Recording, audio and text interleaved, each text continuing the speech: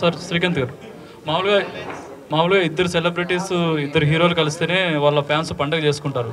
ఇంతమంది హీరోస్ కలుస్తున్నారు. అలాగే గతంలో సీసీఎల్ అని సెలబ్రిటీ క్రికెట్ లీగ్ ఉండేది. చిరంజీవి గారు, బాలకృష్ణ గారు, వెంకటేష్ గారు, నాగారు అందరూ కలిసి ఆడేవాళ్ళు. అది ఇప్పుడు ఎందుకు సార్ ఆడట్లేదు? ఏది ఆడట్లేదు? సీసీఎల్. సీసీఎల్ కాదు.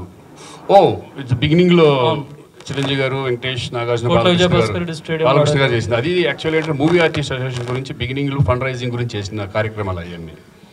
ఇక తర్వాత ఏంటంటే ఇక్కడ మేము టీసీఏ, ఇక్కడ మేము సపరేట్గా ఇది చేయడం.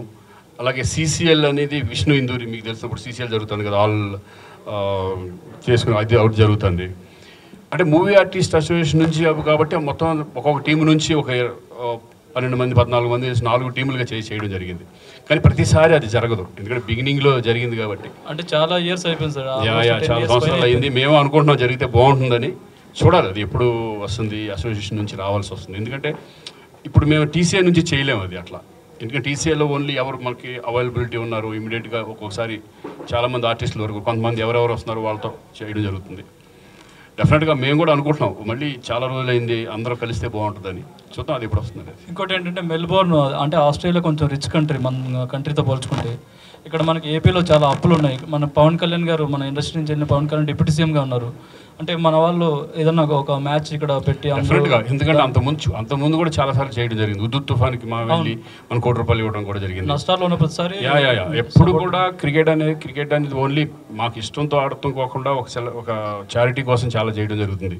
అప్పుడు ఉద్దుత్ తుఫాన్కి మా బాధ్యతగా విజయవాడ వెళ్ళి టీసీఏ నుంచే మేము ఆడడం జరిగింది. 1 కోటి రూపాయలు అక్కడ ఇవ్వడం జరిగింది.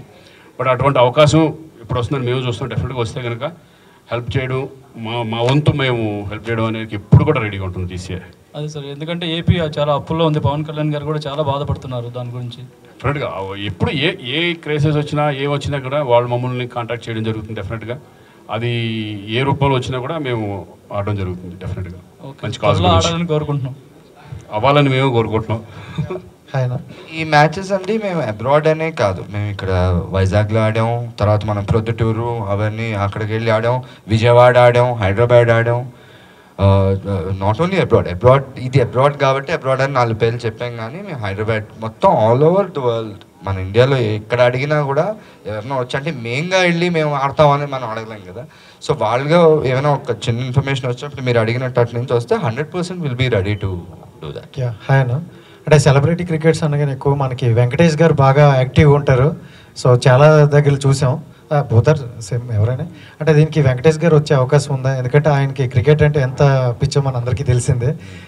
సో గ్రౌండ్లో ఆయన ఉంటారు.